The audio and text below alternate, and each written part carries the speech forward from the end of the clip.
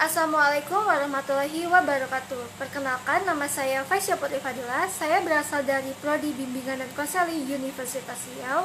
Di sini saya membuat video ini untuk memenuhi tugas mata kuliah landasan pendidikan.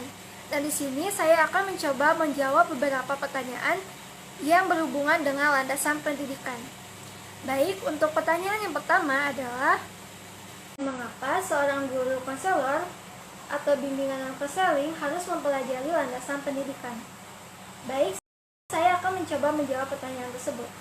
Landasan pendidikan adalah asumsi-asumsi yang menjadi dasar pijakan atau titik tolak dalam rangka praktek pendidikan dan atau studi pendidikan. Landasan pendidikan menjadi pedoman yang konkret untuk mendapatkan pendidikan yang kokoh dan berkualitas harus dimulai dari landasan pendidikan yang kuat. Hal ini ibaratkan fondasi dasar untuk membangun pendidikan sesuai ke arah cita-cita yang dicita-citakan oleh bangsa Indonesia.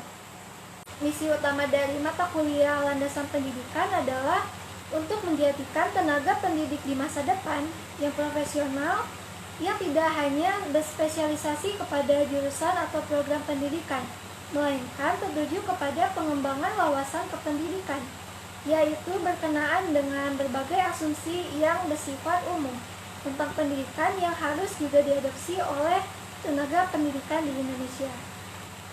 Hal ini harus menjadi cara pandang dan cara bersikap dalam rangka melaksanakan tugas-tugas tenaga pendidik.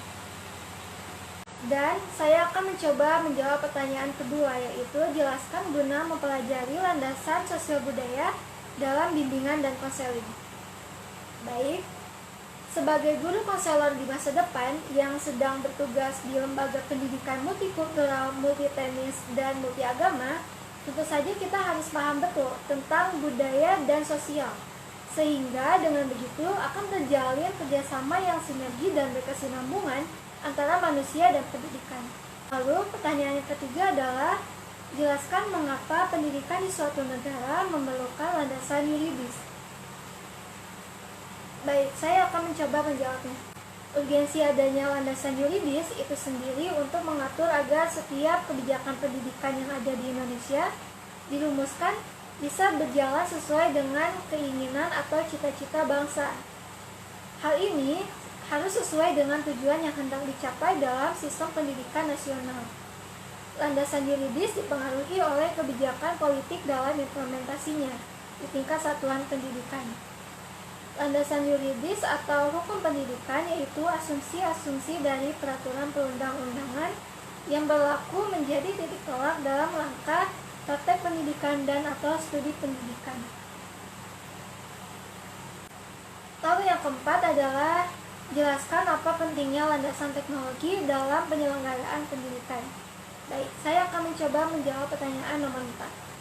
Landasan teknologi sangat berperan sebagai infrastruktur pembelajaran di mana bahan ajar tersedia dalam format digital. Dengan pertanyaan yang terakhir adalah jelaskan apa landasan teknologi dalam penyelenggaraan pendidikan. Landasan teknologi sangat berperan dalam infrastruktur pembelajaran di mana bahan ajar tersedia dalam format digital. Dengan begitu, tenaga pendidik dapat melakukan proses belajar dan mengajar dengan cara online di mana saja dan kapan saja. Kebutuhan pendidikan yang cenderung memaksa tenaga pendidik untuk mengadopsi teknologi dari berbagai bidang teknologi ke dalam penyelenggaraan pendidikan mengharuskan seorang guru untuk memahami landasan teknologi dalam pendidikan.